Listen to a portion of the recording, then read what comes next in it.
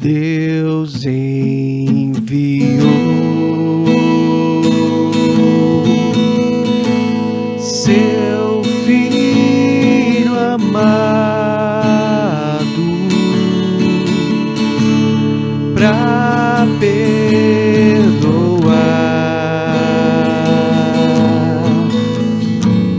pra me salvar.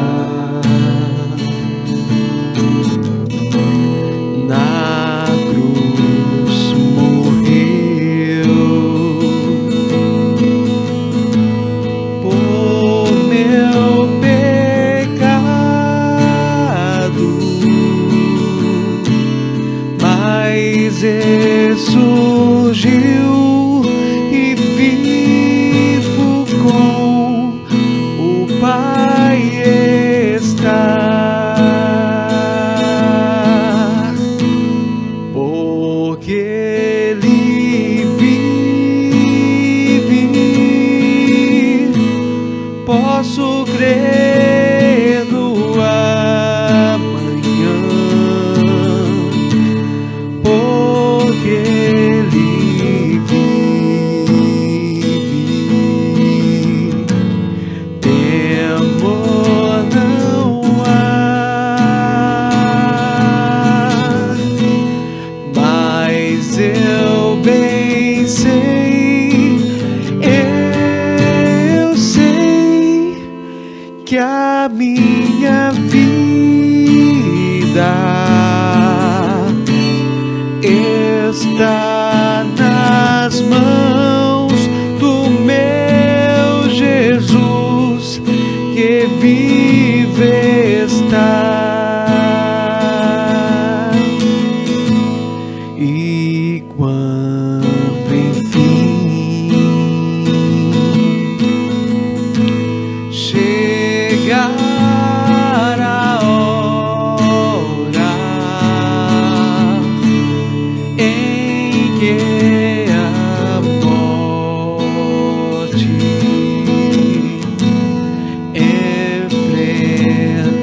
enfrentarei,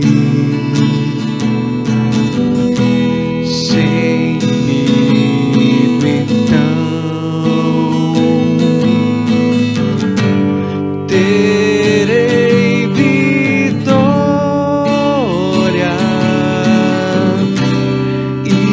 irei agora ao meu Jesus, que vive está. Porque Ele vive, posso crer no amanhã. Porque Ele vive, temor não há. Mas eu bem sei, eu sei que a minha vida está nas mãos do meu Jesus, que vive está. Está nas mãos do meu Jesus, que vive está.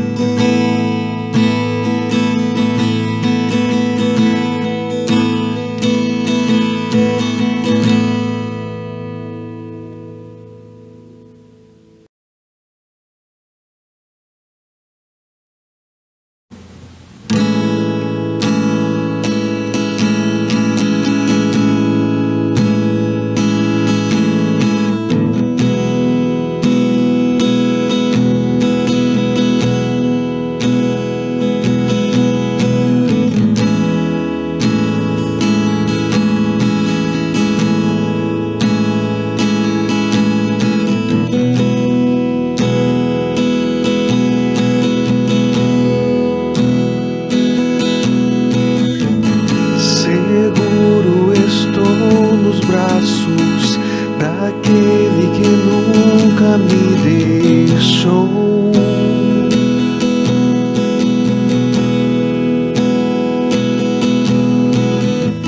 Seu amor perfeito sempre esteve repousando em mim,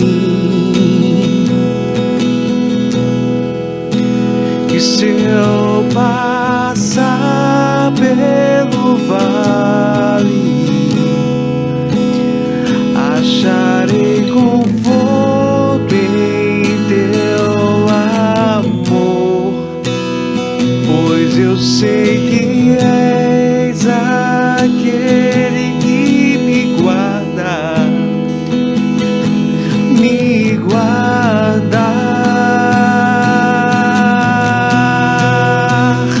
em teus braços é o meu descanso, em teus braços é o meu descanso.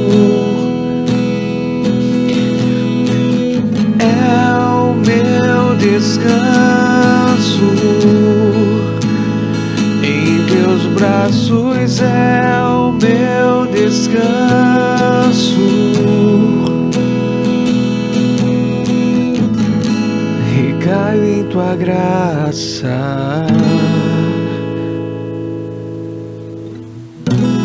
recaio de novo em tuas mãos. Recaio em tua graça,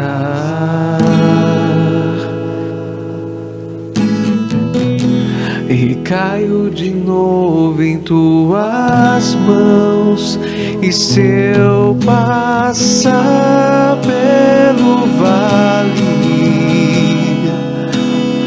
acharei conforto em teu amor, pois eu sei que és aquele que me guarda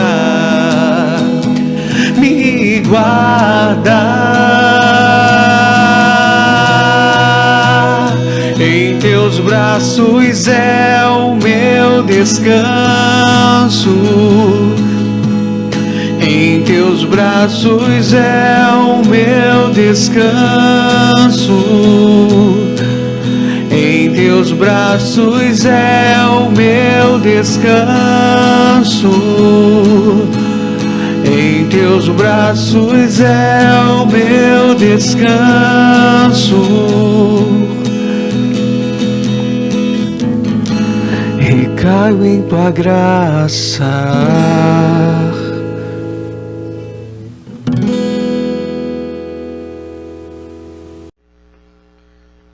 Olá, meus irmãos, mais uma vez nós estamos aqui para mais uma Escola Bíblica Dominical na terceira IPI.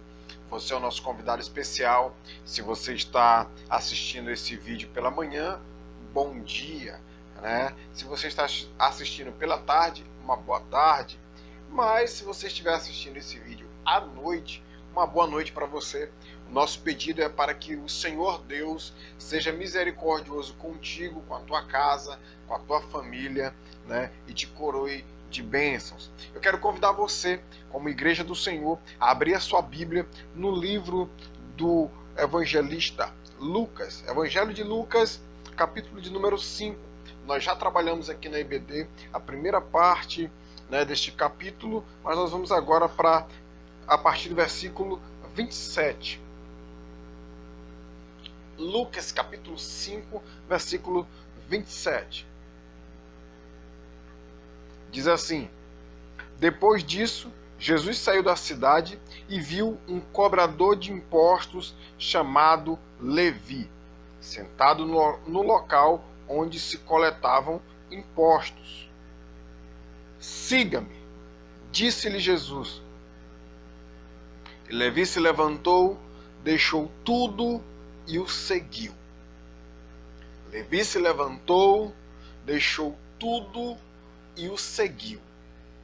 Quero meditar com você, meu querido, nesse texto bíblico, nessa porção, nesses 2 versículos. É um termo que a gente utiliza chamado de perícope, né?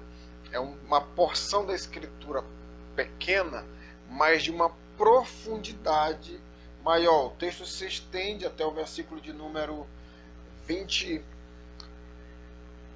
32, que é o jantar que ele acaba dando, né? Levi acaba oferecendo, Jesus participando, Jesus sendo mais uma vez alvo da ação dos fariseus. Mas não é sobre isso que eu quero focar. Quero chamar a atenção para o chamado de Jesus para a vida de Levi, total, imediato e restrito. Nós já falamos aqui sobre obediência, né? Obediência total e restrita, e o chamado. Eu e você somos chamados para sermos discípulos de Jesus, e esta ação é um chamado imperativo, uma ordem dada. Eu e você não fomos chamados para outra coisa que não seja para testemunhar a respeito de Jesus. Dizer não para esse chamado é assumir a responsabilidade, as consequências da desobediência. Dizer não para o chamado é assumir que você está em rebeldia para aquilo com que o Senhor Deus tem falado para você. O contrário é algo extremamente maravilhoso. Dizer sim é experimentar o que nós nem sequer sonhamos ou imaginamos, que é o que Deus tem reservado para aqueles que o amam. Essa é a consequência quando eu e você dizemos sim para o chamado do Senhor. Nós vamos viver, nós vamos experimentar coisas que sequer sonhamos ou pensamos. Jesus não está fazendo uma proposta para mim e para você de nos isolar da sociedade. Jesus não está fazendo um chamado para mim e para você para caminhar à margem da sociedade, a par dela. Não, Jesus está nos chamando para que, como discípulos dele, nós denunciemos toda a prática de injustiça, toda a prática do pecado, tudo aquilo que vai contra os ensinamentos do Senhor Jesus. A nossa vida, a nossa postura mediante a palavra de Deus, ela vai denunciar as obras infrutuosas das trevas. E quando nós estamos alinhados com a palavra, nós vamos dando sinais ao mundo de quem de fato nós somos. Quer ser como pessoa ou como igreja. E isto é importante. Ser discípulo muda tudo, muda toda uma realidade.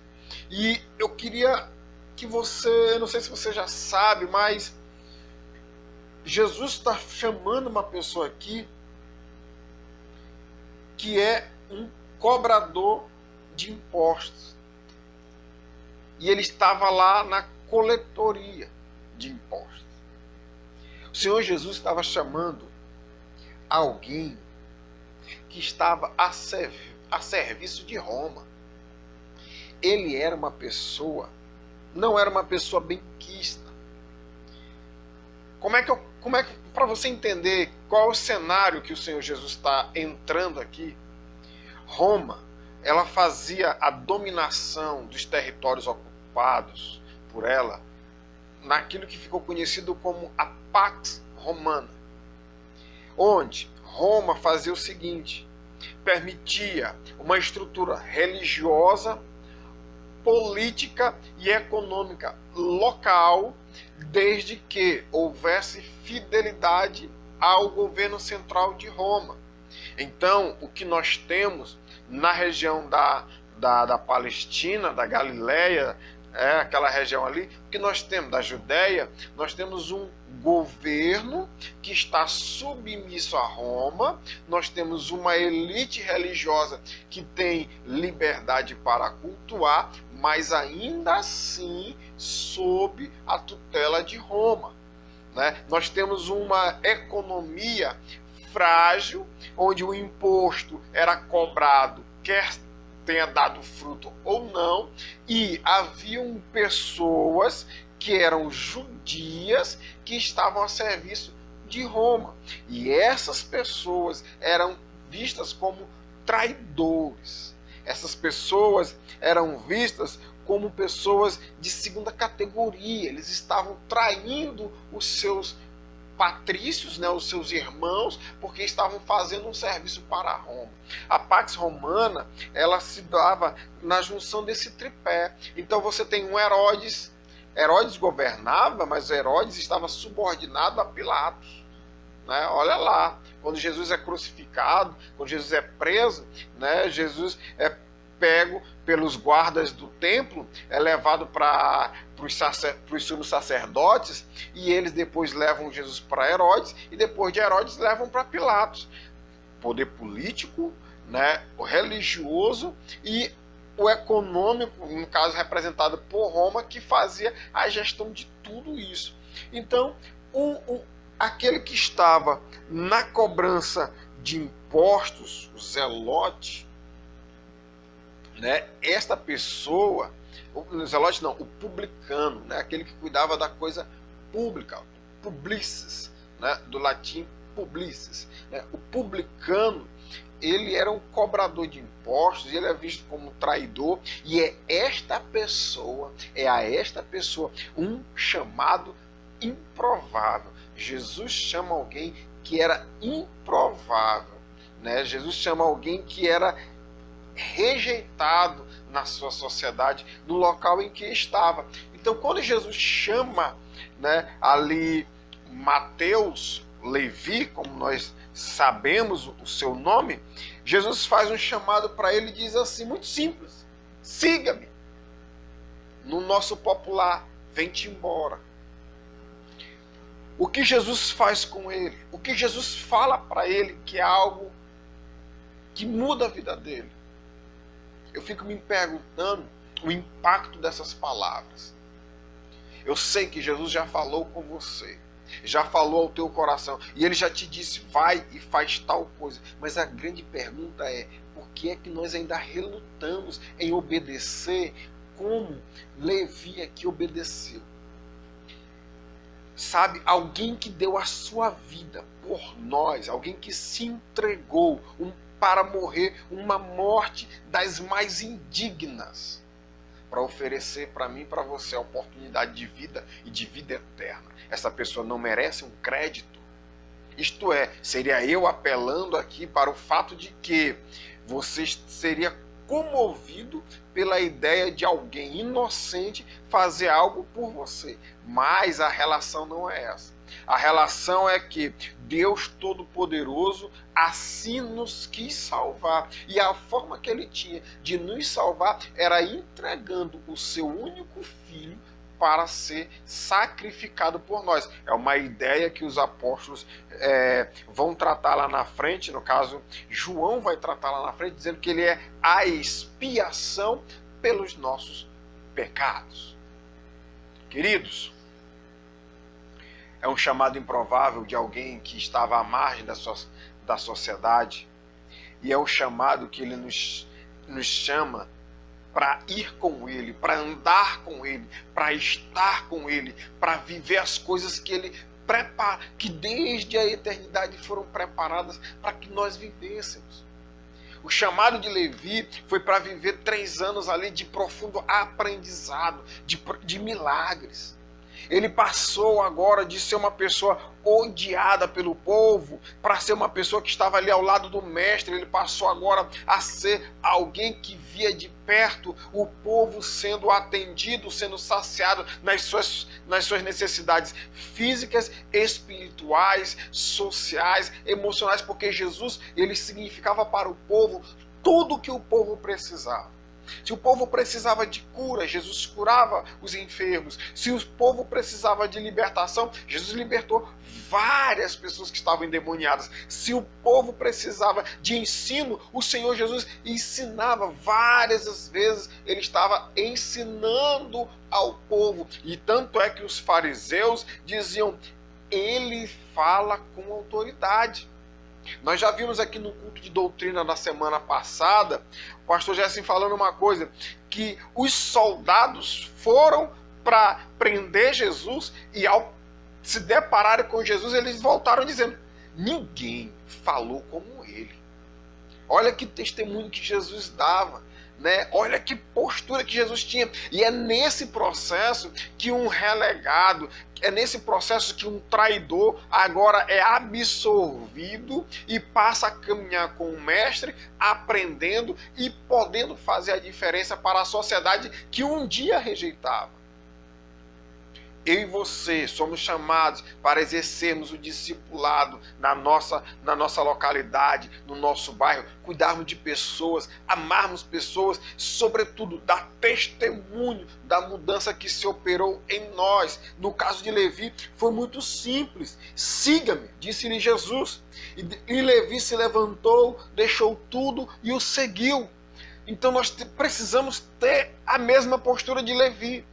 Na mesma postura de Mateus, levantarmos e seguir a Jesus, deixar tudo para trás, tudo que diz da velha natureza e passar a andar sob o chamado que tem para nós da nova natureza. Levi, eu quero enfatizar, ele deixou tudo para trás, é o que diz o versículo 28, levantou-se, deixou tudo e o seguiu, levantou, abriu mão da coletoria, abriu mão da posição dele de autoridade, abriu mão do status que lhe dava diante de Roma, diante dos centuriões, diante do governador. Ele abriu mão disso para seguir ao mestre, sendo aceito por Jesus como um dos seus discípulos.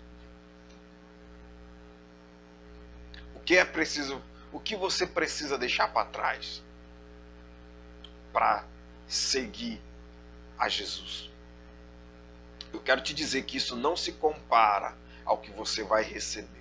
Não se compara ao que você vai viver. Não se trata de barganha. É porque a Bíblia diz que nem olho viu, nem passou pelo ouvido humano, nem pela mente humana se arquitetou aquilo que o Senhor tem preparado para aqueles que o amam.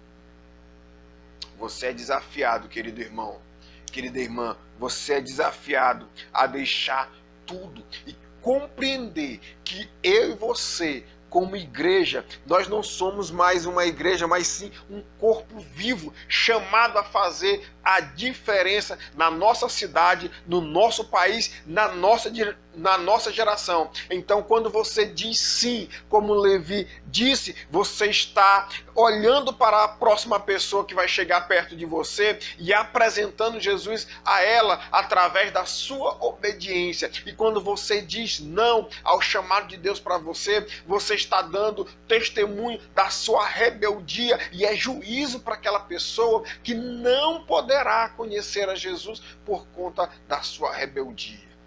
Aí terá que o Senhor levantar outra pessoa. Deixar tudo é se deixar ser guiado pelas mãos do próprio Deus, é se deixar ser levado pelo Senhor Deus por caminhos que diferem daquele que você planejou, por estradas que diferem daquelas da qual você estava habituado a passar. Deixar tudo é você se deixar levar pelo Espírito Santo de Deus para uma trajetória sem medo, para uma trajetória sem arrependimento, mas cheia de fé e de esperança na convicção de quem o chamou vai dar cabo, vai propiciar tudo para que você termine a caminhada. E é por isso que eu convido você a dizer sim ao chamado, assim como Levi disse. É por isso que eu convido você a dizer sim ao chamado, como ele disse. Aqui, o sentido dessa palavra aqui é imperativo mesmo, é aquela ordem assim, sabe? Sem a possibilidade de barganhar, sem aquela possibilidade de negociar. E quando ele disse sim, a coisa começou a mudar de figura. A mesma coisa aconteceu com o profeta Jonas. Ah, como eu gosto do profeta Jonas. Primeiro porque eu me identifico com ele, porque em muitas situações eu me pareço com Jonas, falando de mim no particular. Mas eu quero...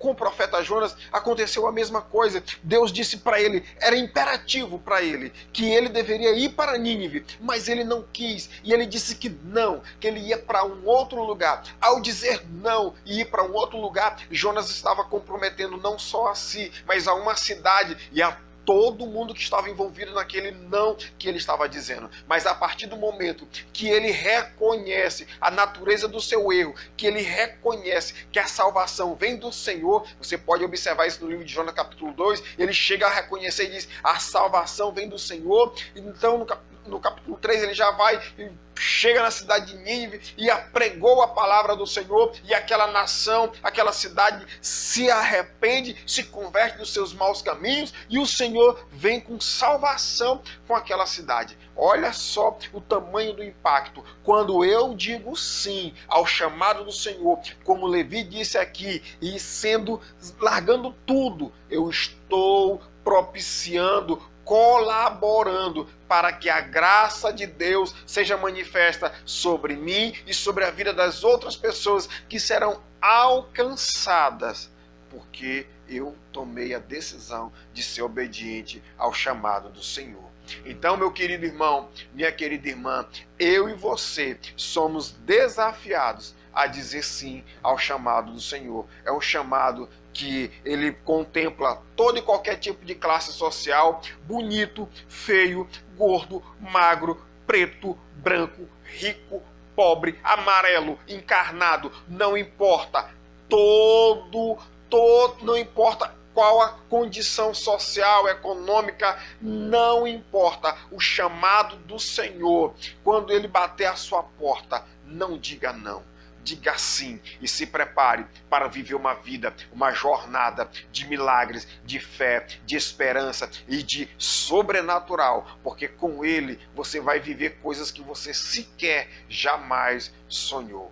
Então, que tal você dizer sim nesta manhã, neste dia, nesta tarde ou nesta noite? Eu não sei que hora você vai assistir esse vídeo, mas o convite está feito. O Senhor Jesus passa a tua porta, passa na frente agora desse dispositivo que você está assistindo e faz o convite para você. Larga tudo e me segue. E agora, você vai seguir ao Senhor? Que Deus te abençoe. Em nome de Jesus. Amém.